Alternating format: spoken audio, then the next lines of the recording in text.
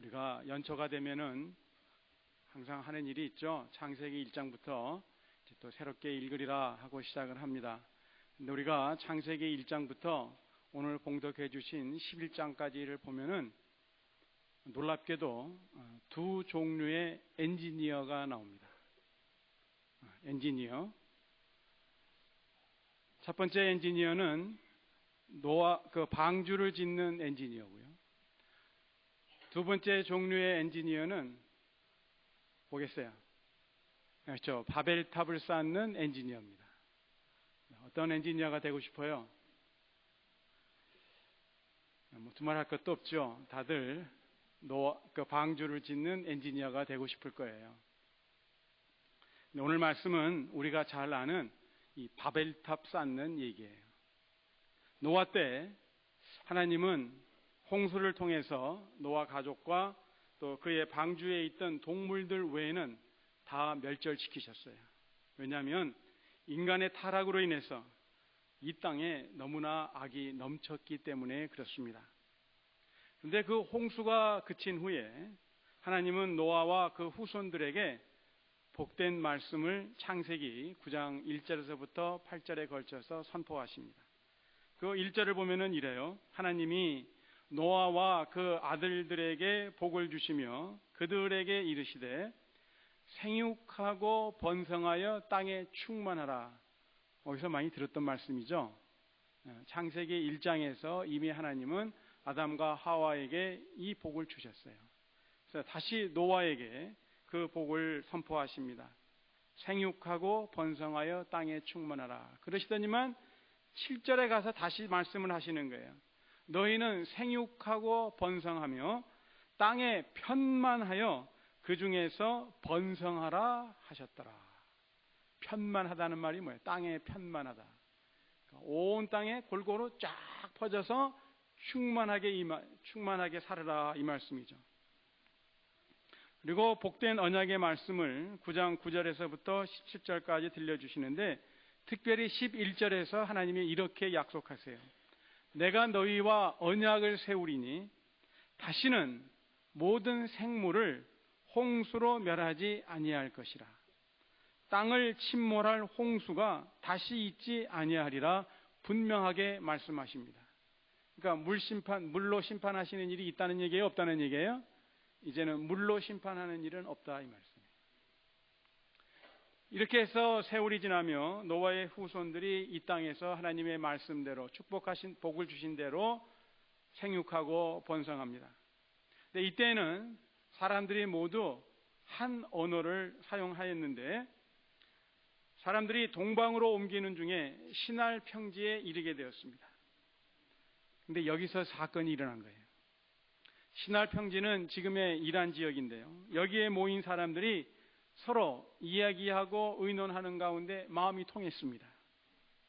그들이 말한 내용이 3절과 4절에 기록되어 있는데요. 뭐라 그래요? 자, 벽돌을 만들어 견고히 굽자. 자, 성과 대를 탑을 쌓아서 대 꼭대기를 하늘에 닿게 하여 우리 이름을 내고 온 지면에 흩어짐을 면하자. 이들은 뜻이 합쳐졌어요. 의견의 일치를 보았습니다. 그래서 시날 평지에서 성을 쌓고 탑을 쌓기 시작합니다. 근데 성을 쌓고 탑을 쌓으려면은 돌이 필요하겠죠. 그리고 그 돌과 돌 사이를 채울 모타르, 그 진흙이 필요한데요. 평지니까 돌이 흔하지가 않아요. 대신 진흙은 많이 있으니까 그 진흙을 어떻게 돌 대신에 쓸 수 없을까? 이들이 연구를 했어요. 연구한 끝에 뭘 발견했냐? 이걸 이겨가지고 물로 이겨서 불에다가 구우면 어떻게 되는가 보자. 해보니까 어때요? 돌보다도 더 단단한 거예요. 그런데 무게는 돌보다 가벼워요. 그러니까 일하는 사람의 입장에서 보면은 다루기도 쉽고 가벼우니까요. 이건 돌보다도 나은 겁니다. 또 불에 구워서 단단하여 돌처럼 비바람에 오래 견딜 수가 있는 거예요. 이 사람들이 아주 기가 막힌 새로운 제품을 만들어낸 거예요. 또 이 지역에는 그 당시에도 벌써 석유가 났었나 봐요. 역청이 많이 났어요. 요즘으로 오면은 아스팔트죠, 아스팔트. 끈적끈적한 거. 그래서 진흙 대신에 더 접착력이 좋은 이 역청을 사용하여서 벽돌과 그다음 그 불에 구운 벽돌과 이 역청을 사용하여서 성을 쌓고 탑을 쌓기 시작합니다. 그런데 이들이 성을 쌓고 탑을 쌓는데 그 탑 꼭대기를 하늘에까지 닿게 하자고 목표를 세워요. 이렇게 성을 쌓고 탑을 쌓는 이유를 그들은 두 가지로 말합니다. 첫째는 자신들의 이름을 내자는 것이요, 두 번째로는 자신들이 온 지면에 흩어짐을 면하자는 것이에요.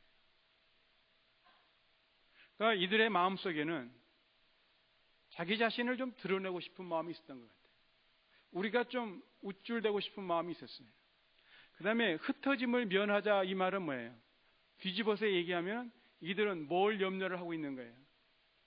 흩어지면 어떻게 하나? 흩어지면 어떻게 하나? 그 염려하는 마음이 있으니까요. 아니야, 흩어지면 안 돼. 뭉쳐야 돼. 이런 마음이 있었어요. 그래서 자신들의 이름을 내고 또 온 지면에 흩어짐을 면하기 위해서 하늘에까지 탑을 쌓자는 것입니다. 아마 이들은 벽돌 하나하나에 자신들의 이름을 일일이 새겨 놓았는지도 모르겠어요. 그러면 탑의 꼭대기를 하늘에 닿게 하자는 이 말이 무슨 말입니까? 그 말은 하늘까지 탑을 쌓아서 이제는 더 이상 하나님의 간섭과 통치를 받지 않겠다는 그들의 속마음이 담겨져 있는 거예요. 그냥 적당히 쌓으면 되지. 왜 구태 하늘에까지 닿아서? 하늘에까지 닿게 쌓는다는 얘기는 뭐예요? 하나님만큼 높아지겠다는 얘기 아니겠어요? 그리고 이들은 지면에 흩어지지 말고 똘똘 뭉쳐서 살자고 다짐합니다. 그런데 우리가 10장에서 보았듯이요, 하나님께서 노아의 후손들로 뭐라 그랬어요? 생육하고 번성하며 온 땅에 편만하라, 그렇게 복을 주셨어요. 그러니까 인간들이 온 땅에 골고루 흩어져서 사는 것은 하나님의 뜻이었어요. 그런데 신할 평지에 모였던 사람들의 생각은 달랐습니다. 흩어져서는 안 되고 똘똘 뭉쳐야 된다는 거예요. 그러니까요, 이들이 성을 쌓고 탑을 쌓는 일은 전적으로 하나님께 대적하고 하나님의 뜻에 대한 도전장이었어요. 신할 평지에 모였던 사람들은 하나님의 뜻과 약속을 이루기 위해서 하나로 뭉치려는 것이 아니라 하나님께 대적하고 하나님의 뜻 대신 자신들 뜻대로 무언가 해보려고 하나로 뭉쳤습니다. 이것이 신할 평지 사람들의 근본적으로 잘못된 마음가짐이었어요. 탑을 쌓고 성을 쌓는 일은 단지 그러한 마음가짐의 표현일 뿐이었습니다. 마침내 하늘에 계신 하나님께서 신할 평지에서 진행되고 있는 일을 보시고 그리고 오셔서 여기 성과 대를 보시려고 강림하셨더라. 5절에 그렇게 말씀하고 있습니다. 그래서 다 보신 하나님께서 이제 하늘에서 말씀을 하시는데 6절과 7절입니다. 이 무리가 한 족속이요 언어도 하나이므로 이같이 시작하였으니 이후로는 그 경영하는 일을 금지할 수 없으리로다. 자, 우리가 내려가서 거기서 그들의 언어를 혼잡케 하여 그들로 서로 알아듣지 못하게 하자. 우리가 이 6절 말씀을요 곰곰이 생각해 보면은 인간의 능력이 탁월하다는 것을 하나님도 인정하셨어요. 뭐라 그래서요? 이후로는 그 경영하는 일을 금지할 수 없으리로다. 막을 수가 없다는 거예요. 갈 때까지 간다는 거예요. 사람들이. 신할 평지의 사람들을 그대로 놓아두면 정말 하늘까지 닿도록 탑을 쌓을 것 같아요. 그런데 그것이 정말로 가능할까요? 안 되죠. 우리가 상식으로 생각해도 안 되죠. 그런데 사람들을 보면요, 이렇습니다. 안 되는 일을 되게 하려면 반드시 무리가 뒤따르게 되어 있어요. 무리가 뒤따릅니다. 그래서 무리가 뒤따르면 어때요? 애꿎은 사람들이 희생당합니다. 결국은 인간의 파멸은, 인간의 불행은 불을 보듯 뻔한 거예요. 안 되는 일을 어떻게 하든지 간에 되게 하려고 애쓰다 보면은 반드시 불행한 일이 닥치게 되어 있어요. 그렇지만 그 재앙은 막아야지요. 근데 막는 길은 하나밖에 없습니다. 그들이 하나 된 것을 깨뜨리면 되는 거예요. 사람들이 악한 일에 하나 된 것을 확실하게 깨뜨리는 일은 언어 소통이 안 되게 하면 되는 거예요. 우리가 전쟁에서도 그렇죠. 전쟁에서 제일 중요한 게 뭡니까? 먹는 것일 수도 있고요. 무기일 수도 있는데요. 현대전에서 제일 중요한 것은 뭐예요? 통신이에요. 통신. 통신이 두절이 되면은 적군, 아군을 구별을 못하는 거예요. 깜깜한 암흑 속에서 전쟁을 하는 거예요. 그렇게 되면 절대로 이길 수가 없습니다. 그래서 북한이 이렇게 컴퓨터 시스템을 망가뜨리려고 그러고 전자파를 발송하고 뭐 별별 수단을 다 해서 이 통신 수단을 마비시키려고 그러는 거예요. 그래서 하나님은 내려오셔서 신할 평지에 있는 사람들만이 아니라 온 땅의 언어를 혼잡케 하셨습니다. 언어가 혼잡해지니까 의사소통이 안 되고, 의사소통이 안 되니까 자연히 그들은 더 이상 성을 쌓고 힘을 합쳐 탑을 쌓는 일을 계속할 수 없게 되었습니다. 그리고 하나님은 그곳에 있던 사람들을 모두 흩어버리셨어요. 이 바벨은 게이트 오브 갓, 하나님의 문이라는 뜻이었다는데요. 지금은 영어로 바블, B-A-B-B-L이 곧 짓거림이나 수다 또는 혼란한 소리라는 의미가 담겨 있습니다. 자, 이렇게 이 땅의 언어가 혼잡게 된 것은 사람들이 하나님의 말씀을 따르지 아니하고 하나님의 복된 약속을 믿지 않고 오히려 하나님의 뜻에 도전하는 악한 일에 하나로 뭉친 사람들에 대한 심판인 동시에, 또한 동시에 악한 길에 들어선 사람들을 거기서 중단시켜 멸망의 길에서 돌이키려는 하나님의 세심한 사랑의 표현이기도 합니다.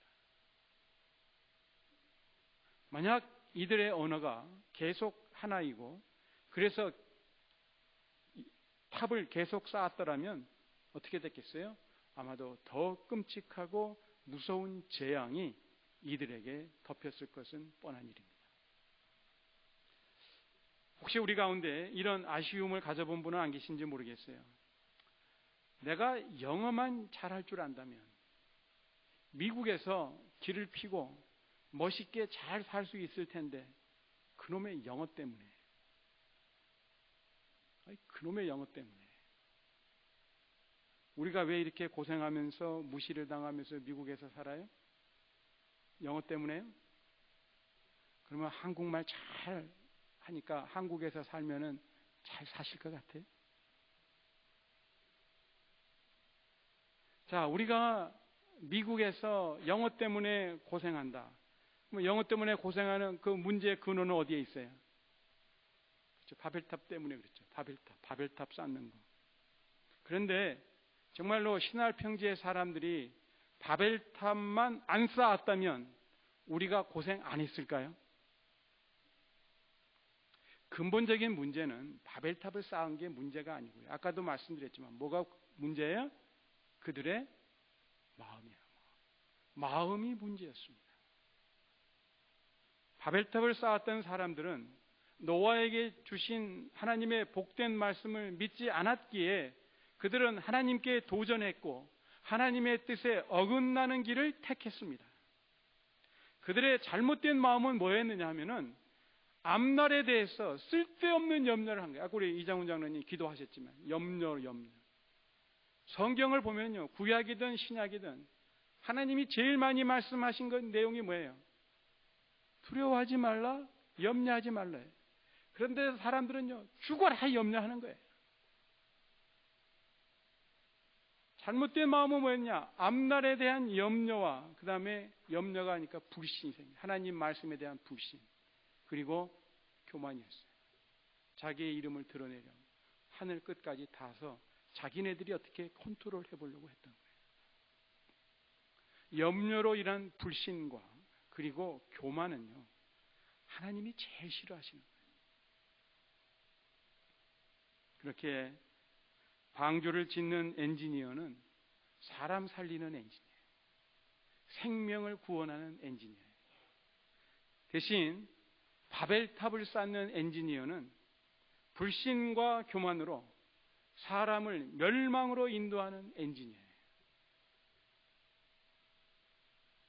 하나님은 바벨탑을 쌓는 이들이 더 이상 악한 길을 걷지 않고 돌아서기를 원하사 언어를 혼잡케 하셨고 그들의 불신과 교만의 상징인 바벨탑 공사를 중단시키셨어요.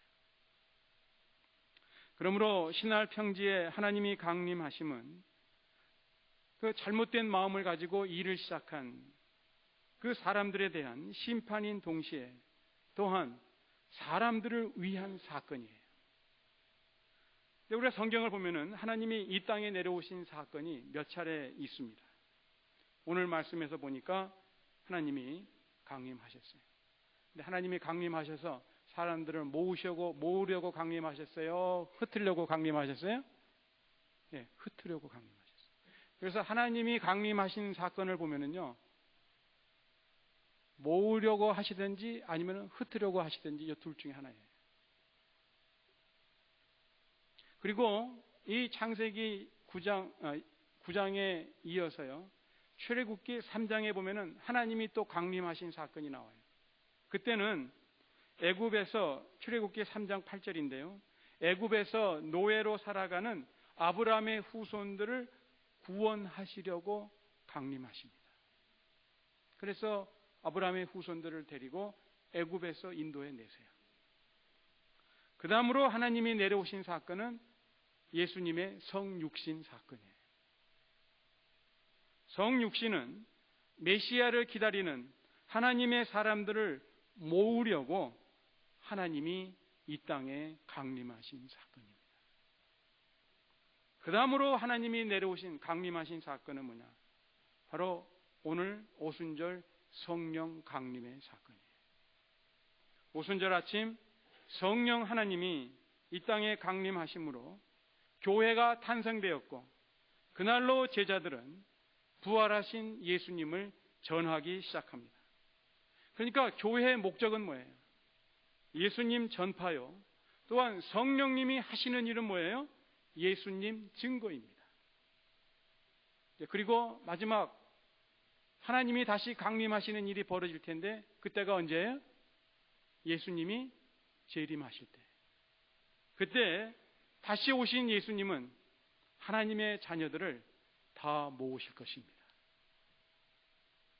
그때 우리 그 무리 속에 있어야 됩니다. 오늘은 이 땅의 모든 교회들이 성령 강림 주일로 성령 하나님이 이 땅에 오심을 기념하는 주일로 예배를 드립니다.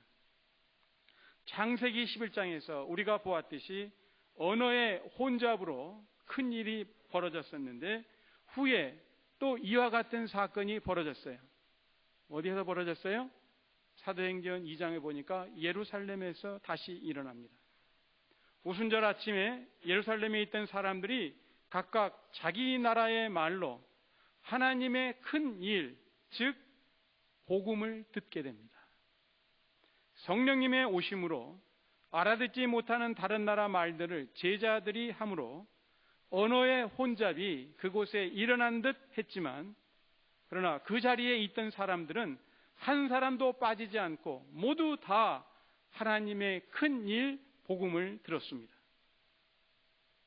여전히 다른 언어들이 엄연히 존재하고 언어의 다양함은 변하지 않았지만, 성령님이 오심으로 각자 다른 언어를 사용하는 이 땅에 있는 모든 사람들이 동시에 같은 복음을 들었어요. 그리고 하나님의 하신 일을 알게 되었고 이해하게 되었습니다. 그때는 동시 통역이 있었던 거죠. 그러니까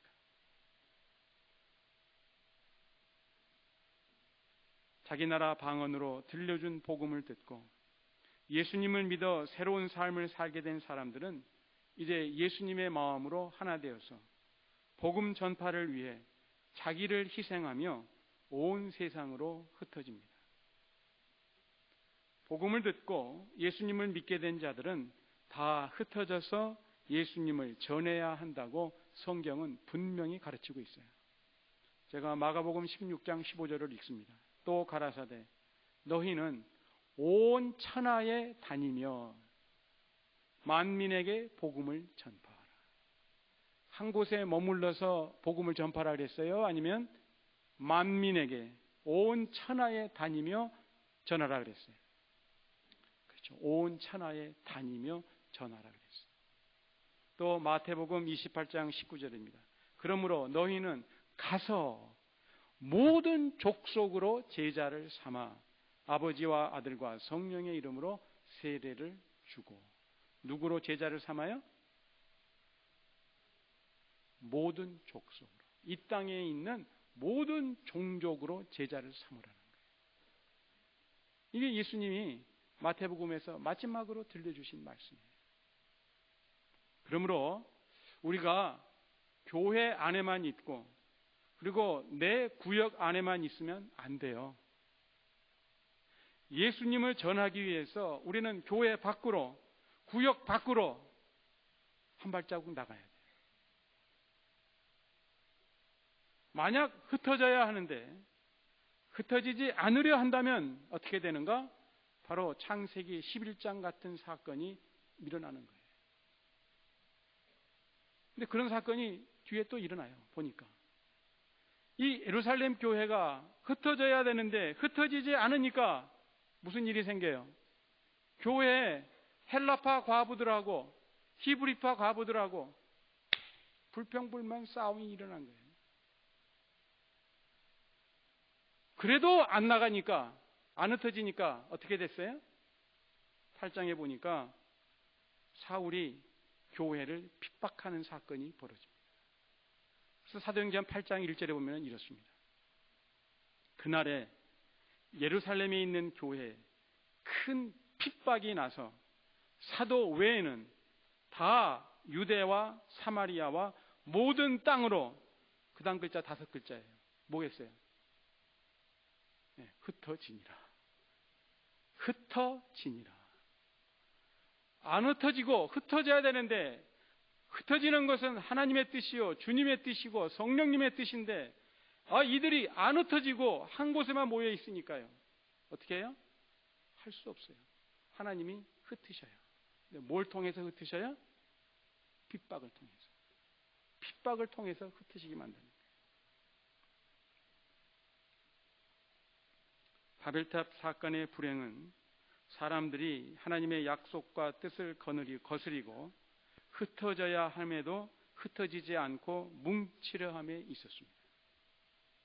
이제 성령이 오심은 우리를 예수 그리스도 안에서 하나 되게 하시며 또한 동시에 우리를 흩으셔서 예수 그리스도를 전하기 위함입니다. 우리가 흩어지지 않고요. 그럼에도 불구하고 우리가 흩어지지 않고 모여만 있으면 어떻게 되겠어요? 오늘 말씀처럼 언어의 혼잡함을 경험하게 됩니다. 언어의 혼잡함. 그 말이 무슨 말이에요? 말만 무성하다 이 말이에요. 말로 어려움을 겪게 되는 일이 반드시 벌어진다는 거예요. 그렇게 안 되려면 어떻게 해야 돼요? 흩어져 나가서 예수님을 전해야 합니다. 근데 우리가 이렇게 신앙생활 오래 하다 보면요.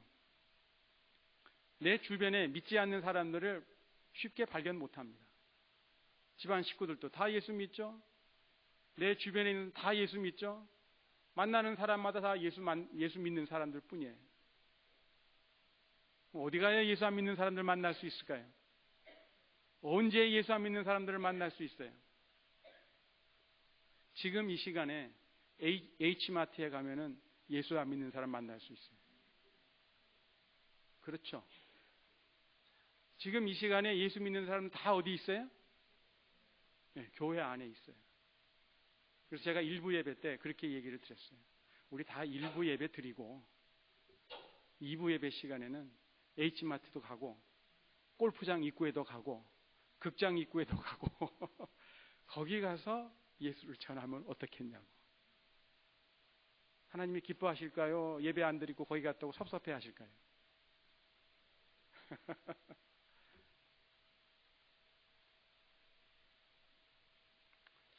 우리가 어렸을 적부터 이런 말을 많이 들었어요. 뭉치면 살고 흩어지면 죽는다.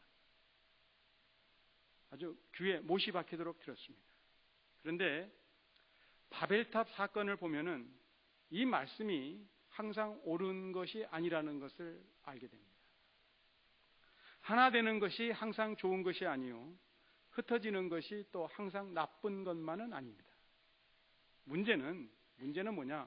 우리가 하나님의 뜻을 밝히 알아서 하나 되어야 할 때 하나 되고 흩어져야 할 때 흩어져야 되는 거예요. 근데 하나 되어야 할 때 흩어지고 흩어져야 할 때 하나 되면 분명히 문제가 발생해요.